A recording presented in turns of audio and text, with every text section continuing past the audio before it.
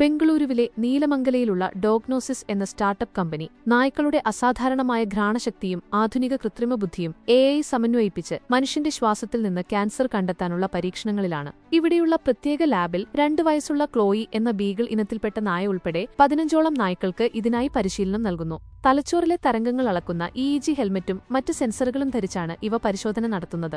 1 മിനിറ്റിൽ താഴെ സമയം കൊണ്ട് 72ഓളം ശ്വസന സാമ്പിളുകൾ മണത്തുനോക്കി കൃത്യമായി ക്യാൻസർ ബാധിച്ചവ തിരിച്ചറിയാൻ ക്ലോയിക്ക് സാധിക്കുന്നുണ്ട്.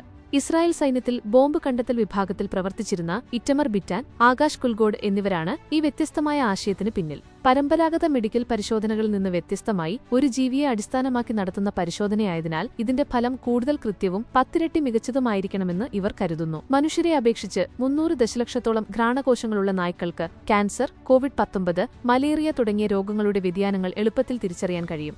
നായ്ക്കളുടെ പ്രതികരണങ്ങൾ കൃത്യമായി മനസ്സിലാക്കുക എന്നതാണ് ഈ സാങ്കേതികവിദ്യ നേരിടുന്ന പ്രധാന വെല്ലുവിളി.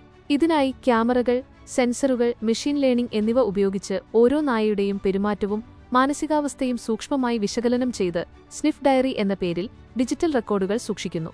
ഒരു സാമ്പിളിനോട് നായ കാണിക്കുന്ന പ്രത്യേക പെരുമാറ്റ വ്യത്യാസങ്ങളിലൂടെയാണ് രോഗബാധ തിരിച്ചറിയുന്നത്. കൂടുതൽ കൃത്യത ഉറപ്പാക്കാൻ ഒരു സാമ്പിൾ തന്നെ ഒന്നിലധികം നായ്ക്കളെ കൊണ്ട് പരിശോധിപ്പിക്കുകയും അവയുടെ മാനസികാവസ്ഥയ്ക്കനുസരിച്ച് AI മോഡൽ ഫലങ്ങൾ വിലയിരുത്തുകയും ചെയ്യുന്നു. $1.6 മില്യൺ നിക്ഷേപത്തോടെ ആരംഭിച്ച ഈ സ്റ്റാർട്ടപ്പ് കർണാടകയിലെ 6 ആശുപത്രികളുമായി സഹകരിച്ച് 3000-ലധികം ആളുകളിൽ ഇതിനകം ക്ലിനിക്കൽ പരീക്ഷണങ്ങൾ നടത്തിക്കഴിഞ്ഞു. ശ്വാസത്തിലൂടെ ഒന്നിലധികം ക്യാൻസറുകൾ കണ്ടെത്താൻ നായ്ക്കൾക്ക് ഉയർന്ന കൃത്യതയുണ്ടെന്ന് വ്യക്തമാക്കുന്ന ഇവരുടെ പഠന റിപ്പോർട്ട് പ്രമുഖ മെഡിക്കൽ ജേണലായ ജേണൽ ഓഫ് ക്ലിനിക്കൽ ഓങ്കോളജിയിൽ പ്രസിദ്ധീകരിക്കുകയും ചെയ്തിട്ടുണ്ട്.